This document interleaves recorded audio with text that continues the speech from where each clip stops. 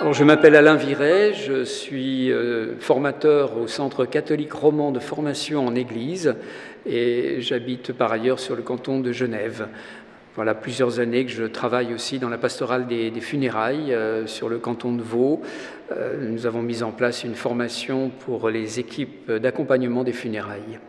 Je vais donc aujourd'hui animer cette journée de formation pour les agents pastoraux du Jura pastoral qui sont confrontés, comme beaucoup aujourd'hui, à la question justement d'adapter, de rejoindre les gens dans leur demande d'accompagnement, d'un deuil. Les funérailles sont vraiment un lieu de prise en compte de la réalité concrète dans sa multiplicité, au cœur parfois de drames, de situations de tension extrême. Alors parmi les mutations que connaît notre société dans le rapport à la mort, il est évident que l'expérience qu'on a vécue avec la pandémie du Covid a remis un certain nombre de questions sur le grill. Je pense en particulier au fait que beaucoup ont été privés des rites du deuil, et on en voit les conséquences. Et donc, il y a aussi plus généralement aujourd'hui une privatisation des rites funéraires. Beaucoup de gens demandent des funérailles dans l'intimité et donc la dimension communautaire s'affaiblit. Il y a aussi des requêtes aujourd'hui de nouveaux rites liés par exemple à la dispersion des cendres en montagne, dans les lacs, une sorte de spiritualité panthéiste qui se fait jour, qui vient un peu en écho aussi à toute la démarche écologique de rapprochement des éléments naturels. On voit apparaître de nouveaux rites, en particulier à travers aussi des sites web, des rites socio-numériques, de mémentos, de mémoire des défunts sur le web. Et on a aussi des célébrants laïcs qui aujourd'hui proposent donc des célébrations pour prendre congé, pour faire vivre un deuil.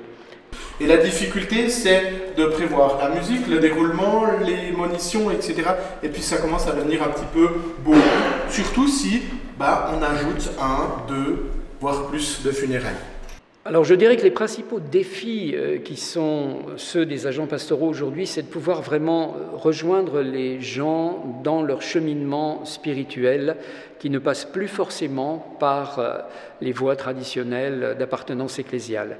Et donc, ça va demander beaucoup d'écoute, beaucoup de doigté, un peu sur le mode du Christ cheminant avec les disciples d'Emmaüs. Voilà, tout ce temps de partage, de questionnement, d'écoute, d'une part de leurs questions, de leur détresse, mais aussi de leur spiritualité actuelle.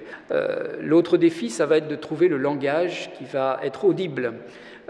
Langage donc à travers les textes qui seront mis à disposition, à travers aussi les symboles, comment les rendre parlants pour nos contemporains qui n'ont plus forcément les clés de lecture traditionnelles.